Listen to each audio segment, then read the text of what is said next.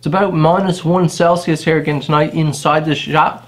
I got a thermometer on the back wall, but we are back, and tonight's goal, definitely bevels. We're getting bevels done before we leave tonight. Depending on how time goes, I would love to be able to get them stamped and the tang holes drilled. Yeah, so we're going to start grinding them in. I think I'm going to put a little sharpening choil, or I can't remember the name of it here now, but a little notch, a sharpening notch, just to help out so you don't spoil any ridge there that I create in my plunge line. Yeah, I'm excited. We're going to start out with a 36 grit belt. Going to be cold grinding, but once we get all bundled up, get the gear on, this should go good. We'll grind right up to 220 grit. So I'm excited to get at it. Let's bundle up with the grinding coat. Start grinding. Got my nice quench bucket here again.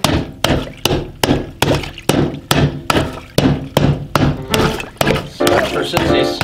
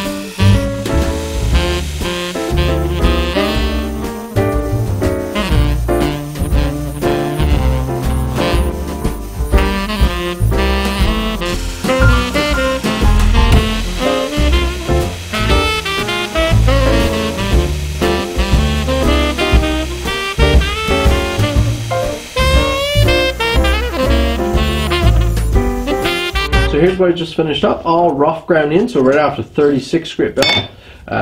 One thing I do, and I make it a point, I don't know if it'll ever change, but at this point I'm pretty sticky on it, and that is no grinding jigs. So all these are complete freehand, no guides, no jigs of any type, nothing to fix an angle, just my eye and these babies right here.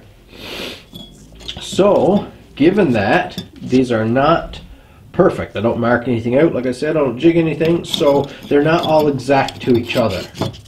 I gotta say they are pretty close. This is probably the most consistent I've ever been with grinding bevels, but they look pretty great. Here's where I started, so this is the order of them. The only real mistake I made, and it's not really a mistake, is this little nick right here. You get that sometimes when you dip the belt or you touch it a little bit coming in. Not a big deal, I'll just I'll sand that out, but still it's annoying to be right almost at the end and then get one little nick. I thought I was going to actually get the full set without a hiccup. So you can see, yeah, this is a real great one here. Look at that bevel. I was going to originally do a convex bevel, but I put on the first flat grind there, and I just, man, that just looks so good.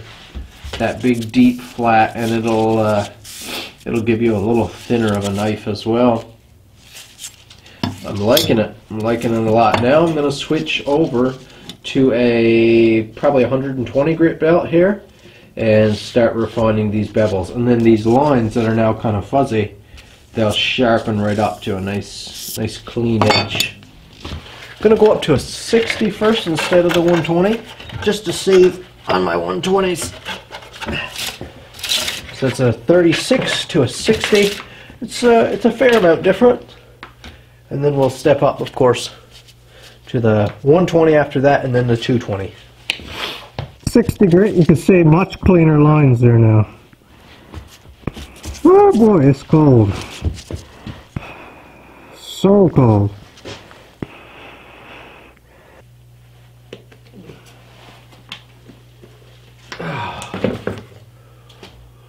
Whew. Tiring on the neck. Cold and wet. But I'm very proud because that is honestly some of the best work I have ever done so far. Woo! It is cold. Let's get off those soaking wet gloves.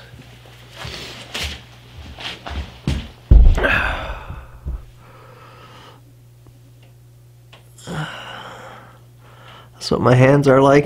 Oh, you can see some of the swelling across my knuckles and stuff. Just from, I guess, the cold. Let's take a quick look here.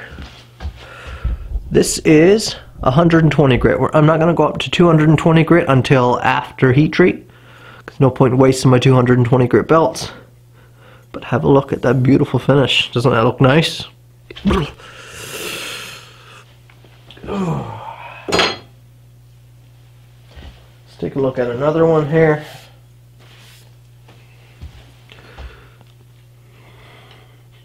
Beauty! I love it. Now we just got to do our stamping and punch a few holes. I'm shivering here. I can't hardly think straight. Okay, I'm about to do my stamping here now.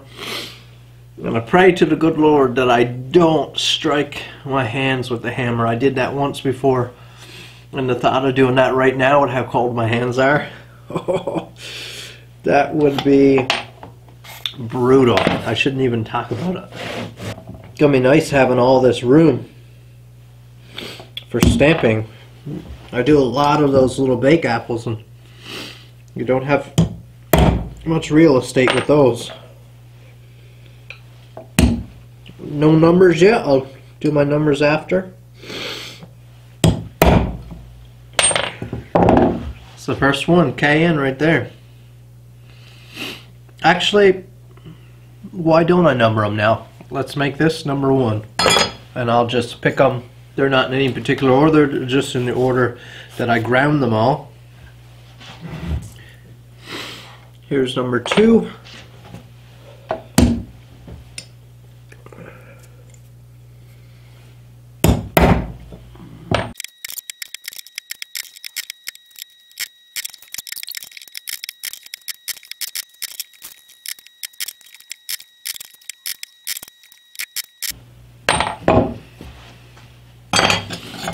There she is, all stamped. Now, get my center punch here and punch in for some tang holes. Okay, still in that same order they were in a couple minutes ago. I punched all the tang holes, or the indentations to drill out the tang holes. Now we can officially number them. So we have the first one right here. This is beautiful. Number 1 right here. Look at that. Stamped and getting close to ready for the forge. Let's get number 2 here.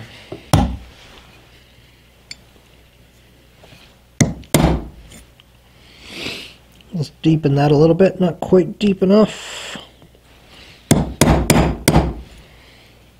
There we go.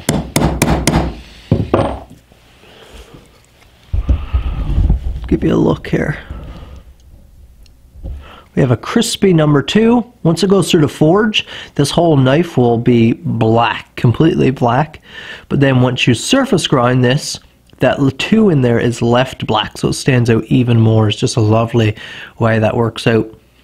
What bothers me is that no one ever calls them out on it. So like you often hear people say, well, who's going to pick the lettuce or whatever, and I'm not slagging lettuce pickers. I'm respecting everybody else. But it's not about the picker, it's about his employer. So lettuce might cost, $4 a head. Okay. Well, an iPhone cost $1,000. Because like actually things have costs because they had a left. Like don't criticize suicides at Foxconn factories because, hey, we got you on the done social issues don't mean anything. And they fall for it. It's hilarious.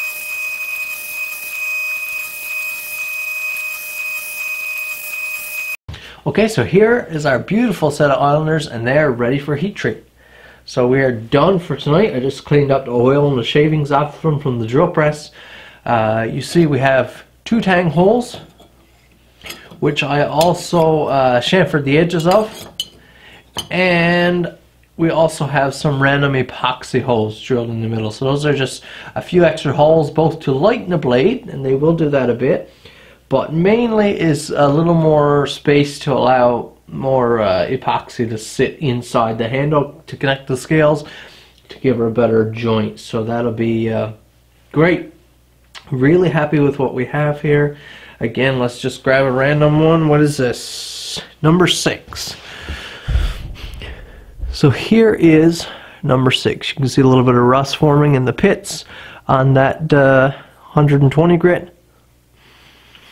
But just look how beautiful that is. We got that nice clean line. Our shape, I just absolutely love it.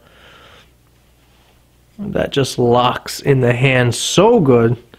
Once we get those scales on there and get everything tapered down, it's going to be so great. Again, if you're interested in picking up one of these, send me an email at the email on the screen there now. Exclusive decal will come with each one. I had those designed and printed up just for this project, so I have just enough to send out with these 10 knives that we're doing. Like I said, if you do decide you want one, shoot me an email, and hopefully there's one left for you. Thanks for watching. Please hit the like button. Leave me a comment down below. Subscribe to my channel if you haven't already, and look forward to the next part of this series. We're going to be firing up that forge. It's going to be nice to work with some heat for a change. Instead of icy cold water, we're going to have a nice warm forge, so that's going to be great. Thanks for watching, guys. We'll see you in the next one.